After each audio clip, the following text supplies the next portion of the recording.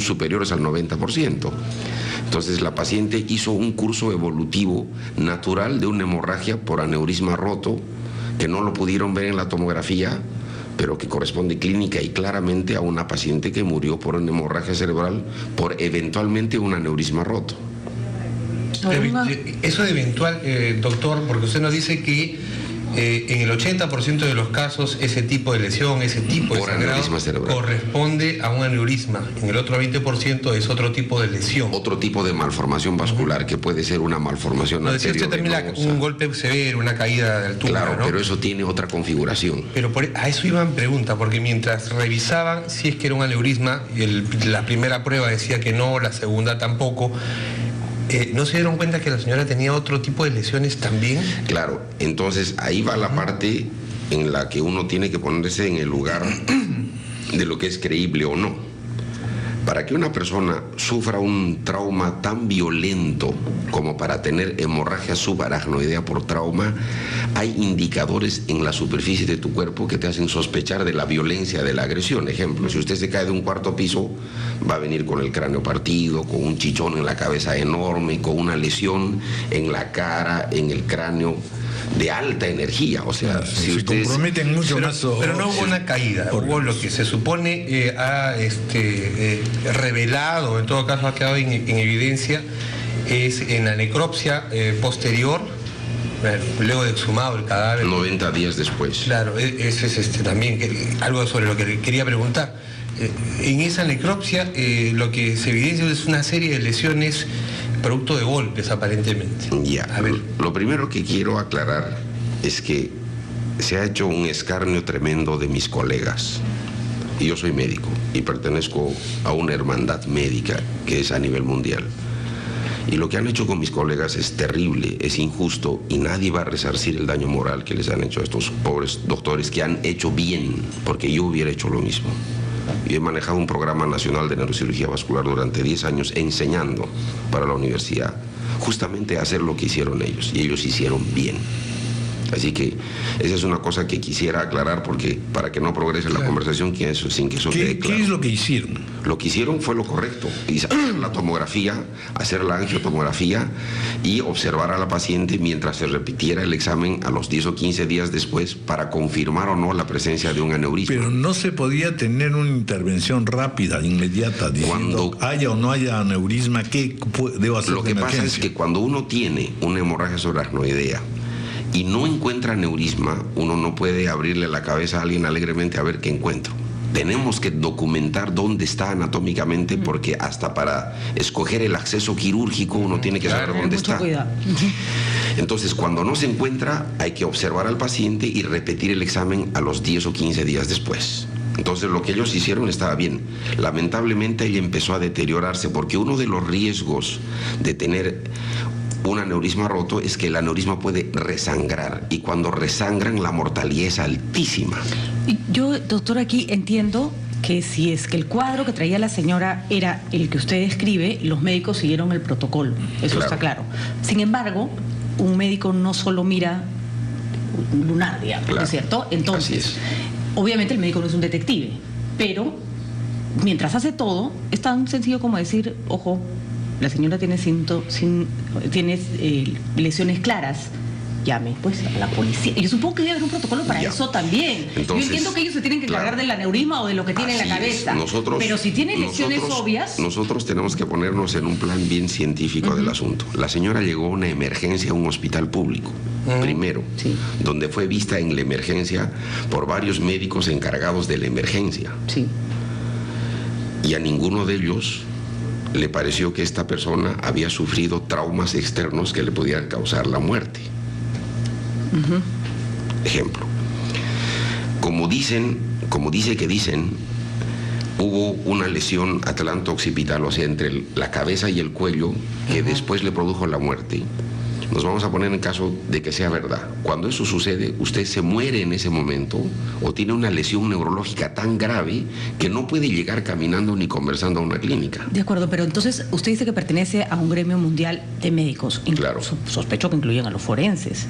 Entonces, por supuesto. La señora que ha hecho el trabajo forense, entiendo que 90 días después hay ciertas cosas que no se pueden ver, ¿no es cierto? Un moretón en la cara ya no lo puedes ver, ¿no? Obviamente no. Pero un hueso roto, una fractura, un golpe con un objeto contundente, entonces, sí, ¿no? Hay ciertos protocolos de medicina forense cuando se trata de homicidio y se exhuma un cadáver, en el que tiene que haber varios forenses expertos. 1, 2. Se tiene que hacer un estudio completo imagenológico, sacar el cadáver y pasarlo por un escáner. Hacerle una tomografía de cuerpo entero. Se debe de hacer, porque estamos buscando otras causas que se nos pudieron haber pasado por bajo la manga. Si esos protocolos se han cumplido y son estrictos y se demuestran con esos protocolos bien hechos, con 2 médicos forenses expertos, bueno, se tendrá que pensar en otra alternativa. Mientras tanto, lo que yo he podido pesquisar es que esta mujer llegó con un cuadro clínico por hemorragia subaracnoidea, se siguió el protocolo estrictamente y esta paciente ha tenido el curso evolutivo de una hemorragia subaracnoidea típica. Ahora quería hacerle la siguiente pregunta. Hay personas que, y se lo digo porque conozco algunos casos, no soy por supuesto ni medianamente conocedora del tema, que teniendo un problema vascular de venas en el cerebro se le recomienda tener determinado tipo de actividades, es decir, no pueden cargar pesas, por ejemplo, ni hacer, porque les dicen algún día puede esto romperse. Es como vivir con una especie de bomba en la cabeza, sí. Si esta mujer, que además ya tenía antecedentes de salud, ¿no es cierto?, y le habían dicho que tenía que llevar una determinada vida, se ve sometida a un evento violento, ¿no? ¿Puede eso generar un derrame de un aneurisma, por ejemplo? No. No, de acuerdo. Los aneurismas tienen una historia real y una historia social popular. De acuerdo. La historia social popular es que no pujes, no te estriñas, no te pongas triste, no te preocupes, no te estreses. Eso no rompe un aneurisma. Ni un manazo en la cabeza. Ni un manazo en la cabeza. ¿No? Porque imagínese la cantidad de boxeadores que hay en el mundo con aneurismas que no saben que lo tienen y se están agarrando a puñetazos. No me diga que todos tenemos aneurismas en la cabeza. El 5 a 10% de la población mundial sana tiene aneurismas cerebrales. Y eso es muy alto. Pues es altísimo. Lo que pasa es que de ahí a que se rompan, solo se rompe más o menos 10 a 12 por 100.000. Pero díganos en concreto, ¿usted cree que hubo o no, digamos, una violencia contra esta señora? La lanzaron, la maltrataron, en fin, si se trató en realidad de un intento de crimen que desemboca en aneurisma, o esto ¿por qué se ha provocado? ¿Por qué ha sucedido? Y yo creo que esta señora tuvo el curso evolutivo de una hemorragia subaracnoidea que la terminó matando por un eventual aneurisma roto. Puede que haya sido una malformación arteriovenosa, un cavernoma, un angioma venoso, porque la hemorragia subaracnoidea puede producirse por otras entidades que no son tan frecuentes como el aneurisma y existen. Y entonces, doctor, esta necropsia y el informe, usted sabe que este caso ha adquirido notoriedad porque Edita Guerrero era una figura popular, porque la familia, exhibiendo además correos, comunicaciones de ella, señalan que era maltratada por su pareja, eso es lo que dice la familia de ella. El Ministerio Público procedió a una exhumación, a realizar una necropsia, con todo lo que eso implica, doctor. Usted sabe, tiene a toda la prensa, a toda la opinión pública pendiente del caso. Imagino que eso tampoco se puede tratar tan alegremente, ¿no? Decir, bueno, los resultados son estos: la señora tiene 38 lesiones, 16 internas, moretones en brazos, piernas, un golpe en la base de la cabeza. Nos vamos a poner por eso le pregunto yo a usted. Una situación de observancia científica. Me suena casi imposible, por no decirlo ridículo, que a por lo menos un grupo de 9 médicos se le hayan pasado 28 lesiones de necesidad mortal o de lesiones graves. O sea, no puede ser, pero todo puede pasar. Puede ser que una mosca maneje un tanque de guerra, pero también puede ser que ningún médico se ha podido dar cuenta, ni en el hospital público, que la vieron en emergencia, donde la observaron. Yo he visto fotografías en una camilla de esta señora con la bata médica, donde están las piernas expuestas, los brazos expuestos, y que nadie se haya dado cuenta. Eso me parece muy extraño. Lo que pasa, no puedo defender a nadie, pero me parece en extraño. Un país donde, y no estoy culpando a nadie, simplemente por eso es que todos parece ser posible, un país donde finalmente el dinero puede hacer que las cosas se vean de la manera que el que paga necesita. Pasa en la justicia, pasa en certificados médicos falsos, ha ocurrido a lo largo de nuestra historia. La pregunta es, ¿aquí se equivocan o los médicos o la forense? Que repito, también es médico. Entonces, ¿cuál sería el móvil o la razón por la cual también se equivoca tanto un parte forense? A ver. ¿Ignorancia, falta de conocimientos? ¿Cuál sería su explicación? Lo que yo sé es que mientras esta mujer estuvo viva, su cuadro clínico correspondió a una muerte por una eventual lesión hemorrágica que se llama hemorragia subaracnoidea por un aneurisma roto y que no corresponde a una subluxación atlanto-occipital, que es lo que han dicho. O sea, yo creo lo que veo como médico mientras ella está viva y expresa clínicamente, o le creo un reporte de anatomía patológica que dice que es otra cosa. Entonces, tú en medicina no puedes tener algo y dar síntomas de otra cosa. Lo que pasa es que hoy día lo único que tenemos es un cadáver 90 días después de lo ocurrido. Eso también y es verdad que los cadáveres también dejan señas. Entonces tampoco podemos negar que el cadáver tiene determinadas características y que no le puede haber ocurrido en el ataúd tampoco. Nos vamos a poner en el caso de que realmente la señora tuvo una subluxación atlanto-occipital. Si eso nos pasa a cualquiera de nosotros, tendríamos un dolor en el cuello tan grave que no podríamos ni movernos. 2, no nos podríamos trasladar y tendríamos algún síntoma neurológico de eso, que es compromiso de la médula. Pero la médico forense dice lo contrario, dice que eso va generando somnolencia, luego un dolor intenso. Es decir, la médico forense que hizo esta exposición al momento de los resultados dice que eso sí era posible, que ella hubiera llegado caminando a la clínica. Pero la subluxación atlanto-occipital no produce hemorragia subaracnoidea. Pero lo cierto no usó ese término, dijo que había tenido un golpe severo en la cabeza, términos técnicos si no conocemos, pero para planteárselo de otro modo, usted nos dice que todos estos síntomas y las evaluaciones configuraban un aneurisma. Pero casi, o sea, casi al 100%. ¿Existe esa posibilidad, 1, 2, 3, 5% de que haya sido otro tipo de lesión y no un aneurisma? Le voy a explicar un detalle que es importante. Si a usted se le rompe un aneurisma o a cualquiera, una de las cosas que puede pasar es que usted pierda la conciencia y se desplome inmediatamente. Si usted se cae o se desploma inmediatamente y hace una caída en anterior, o sea, cae de cara al piso, el cuello se hiperextiende y puedes tener lesión ligamentaria eventual por el tipo de caída que tienes y tener algún grado de lesión en el cuello. Puedes convulsionar, puedes tener focalidad motora, o sea, se te puede quedar paralizado media parte del cuerpo dependiendo dónde esté el aneurisma. Entonces, muchas veces, incluso a una persona se le rompe un aneurisma y lo encuentran tirado en el baño o tirado en la calle, qué sé yo. Entonces, hay un acto violento en la caída producto del aneurisma, o estás manejando y te chocas. Que incluso se confunde con la causa, que a veces se cree que es eso lo que lo ha hecho desmayarse. Lo que tiene que estar claro es que clínicamente el cuadro clínico de esta señora no corresponde a una subluxación atlanto-occipital y sí a una hemorragia subaracnoidea por un aneurisma, eventualmente aneurisma roto. Puede haber sido otra malformación muscular. Después de todos esos exámenes, hubo un reporte del médico.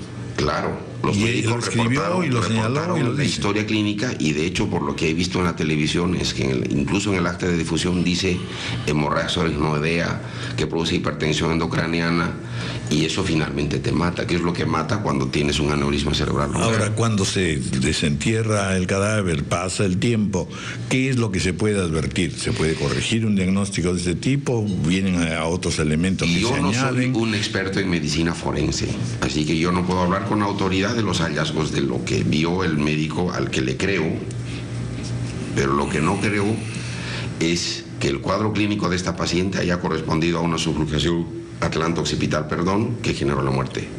O sea, si tú tienes fiebre tifoidea, tienes síntomas de fiebre tifoidea, no de infarto arteriovascular cardíaco.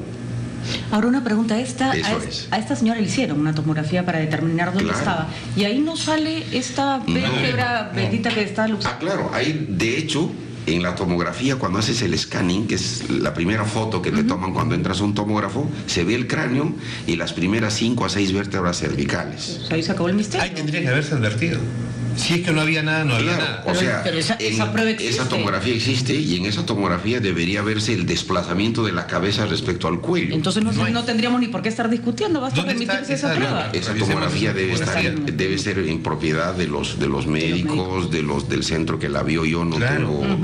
Porque también ahora cómo imaginamos o cómo entendemos qué explicación podemos dar a que se haga una necropsia y se encuentren unos resultados que digamos que se oponen a la evidencia que usted conoce. y que se diga ha ocurrido por lesiones reiteradas, y etcétera, etcétera, lo que ya todos conocemos. ¿Cuál es el interés? Porque lo que me dicen es que sí se le ha hecho el escáner al cadáver. Bueno, entonces ahí deberían haber evidencias traumáticas óseas violentísimas que defiendan la teoría de que a esta señora la estaba moliendo. Y que debieron haberse detectado en el momento que ella ingresa. Claro, o sea, eso es bueno, entonces es un caso controvertido donde uno puede sospechar que en realidad hay, como dice la canción, ciertas malas voluntades.